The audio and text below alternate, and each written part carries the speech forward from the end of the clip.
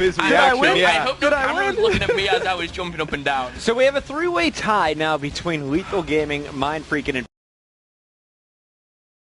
Fuse. All those teams have 1 and 2, right? Match records? Yeah. We could see 3 teams with 2 and 1 match records. Era, of course, would be winless, ALG, Red Reserve, and FaZe, all fighting for just 2 spots. This is the craziest group so far.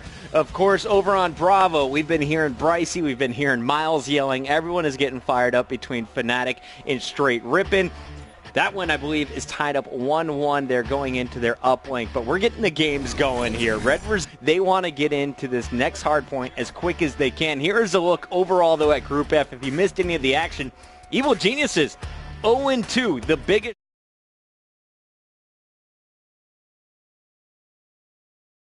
And that's exactly where they find themselves currently in their best-of-5 series, Matt. Yeah, and I believe they're playing Tainted Minds right now.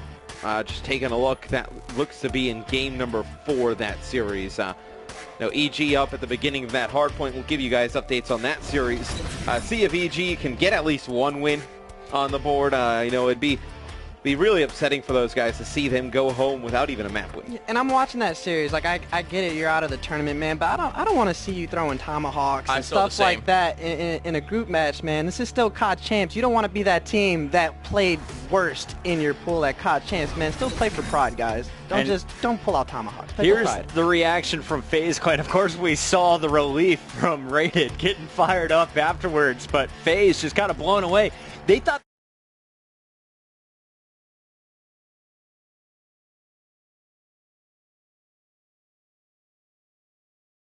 stand up way too fast and you start to get a little lightheaded and stuff. He was like, Joe, where you going? Sit back down. We've got another map. We are live right now. Momo, Mr. X, take it away. This is game number 4. Red Reserve desperately trying to break into the bracket. Okay, well, I'm taking a deep breath here, Matt. We need it. We're going into another hard point here. And Red Reserve, we said they need a 3-0 or a 3-1 victory. FaZe Clan, they start strong, 10-0. Enable, though, he started 4-0. Yeah, getting off to a good start here in game number 4. And although Red Reserve, they win the last 2 maps, it will all be for nothing if they don't win this one. This single map decides Red Reserve's fate. Now, they win this, they could potentially force a 3-way tie. And then we'll see how it all plays out. But they need to win this map to give themselves a chance to make it to the bracket. Their first hard point against FaZe, it was ugly. But now I feel like, Phil, Red Reserve has all the momentum. Yeah, they have all the momentum, all the fire. I do look at that scoreboard and see Shawnee on 0-4. We talked about composure. We talked about the champs being a different beast. I hope he kind of can keep composed after that sterling win there. 35-6, though, and counting here. Enable.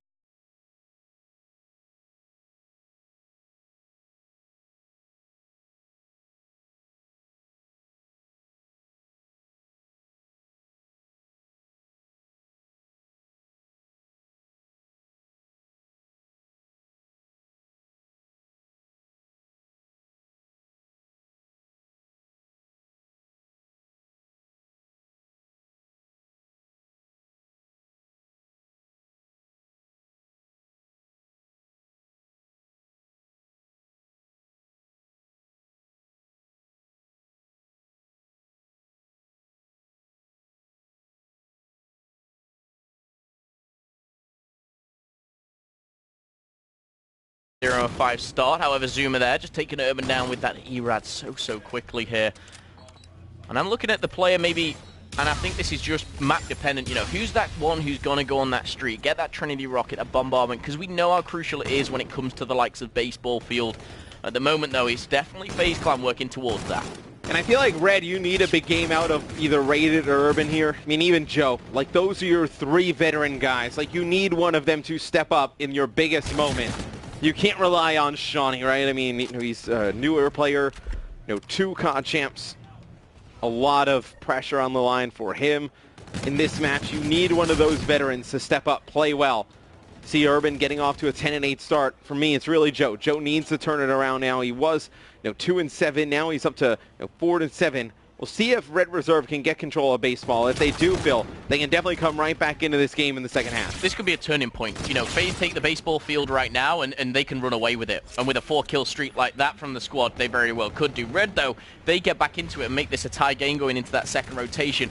Everything is up in the air right now. But Gunless and Attacks, they're going to put 2 players away, and Attacks is going to find a second here. Red Reserve definitely on the back foot, pushing from this blue area, but Zuma, he's locking it down. He's 50 away from this Scarab, looking to get that Trinity Rocket. Could it be him, the one that starts going for those streaks that I talked about? It looks like he's playing for him. He picks up 3 big kills on rotation there, and that's going to give all of baseball to FaZe Clan. And in a must-win map for Red Reserve, they have not showed up.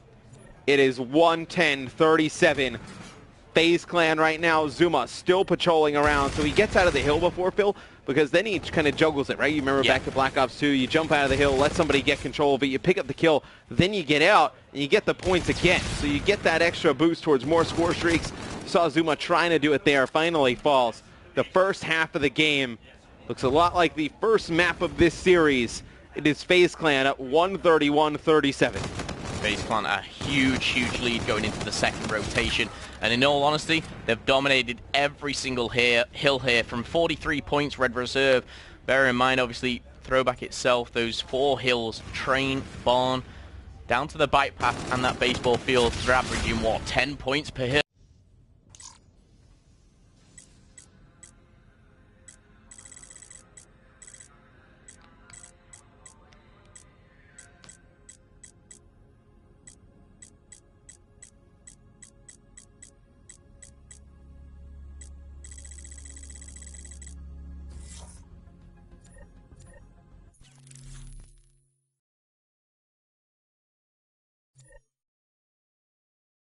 And somehow win the rotation over to baseball to give yourself a chance to come back in this game.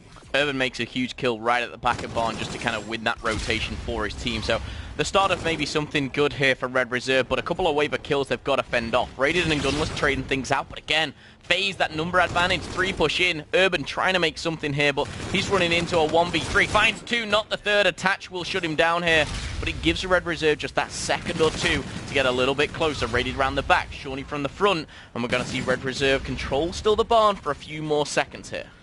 And I guess what your best chance here, Phil, is you take the rest of this time. You're up to, I know, about, let's say 147 to you're looking about like 90, right? I mean, then you go over to Bike Path and you try and split some time there. Maybe you can, if you can get to Bike Path down by 30 to 40 seconds, you feel okay. But, I mean, now you just gave up the last 15 or so here to FaZe Clan. So, regardless, you're still in a tough spot. The only shining, sliver of light here for Red Reserve is that the overall game clock is not as low as it usually is on Throwback. Usually there's a lot of congestion and just open hill space, which will force the overall game clock to go down. Right now, it's still 2 minutes and 50 seconds left overall on the game clock. So still a ton of time here for Red Reserve to make a comeback. Yeah, it really is. From map 1, for me, it was Gunless and Attacks who were kind of going crazy and really kind of spun that game out of control. Game 4, though, it is Gunless again, but Zuma, he's going toe-to-toe with him. Enable's actually right there with him on 20 and 14 as well. You look across the board, across Red Reserve, and I think they are starting to pick it up. Shawnee and Joe, that slow start could really punish them. We've got a multi-kill coming in there, a 2-kill streak for Attach. He is having a lot of fun out there, and he's about to break 175. So Red Reserve does have control of baseball at the moment in time, but actually, ooh, this is bad, Phil. This is real bad, as you see. Going to be Rated. The only one alive here on baseball, does a fantastic job actually picking up that 1 kill because the rest of his teammates spawn all the way on the other side of the map. So Rated does a nice job here buying enough time. Sees Gunless go off the wall run. They're able to deal with the camo. So this is not looking bad for Red Reserve, but you see Zuma though, he's able to pick up 2, Attach with 1. How quick was cleaning that? The slate there. Yeah, it's way too fast of a break there for FaZe Clan. They're about to hit 200. Red Reserve still at 96. It's not looking good in this must-win map. No, it really isn't. Zuma has had his troubles all year round, whether it's been his hand problem. Now is the time to turn up at 24 and 13, definitely making a statement there and actually destroying Joe at top blue. Gunless right alongside him, 26 and 14 as well. FaZe Clan, they're looking to not only win this, but they're going to make a bit of an embarrassment out of Red if they continue with this dominance. 3 kills in that kill feed again, all lit up in yellow for that FaZe Clan. Urban with the magic too, but it's not enough as this man, Tommy, aka Zuma, 27 and 14, having an absolutely incredible game. Reactive armor in the back pocket as well. I feel like this one, Matt, is almost over. So now we will go towards the center of the map. Red Reserve would need an epic comeback here to take the series and give themselves a chance to make it out of the group. So, see Rated here, pops his camo in the middle of the map. He just knows he needs to stay alive. I mean, they need all the time they can get as FaZe Clan. So close to closing this map out, forcing a Game 5 here in this series as, see, they're going to jump on the hill here. Smoke's coming out for one of these sides. I believe it would be Red Reserve, just trying to get back towards mid. It's Urban.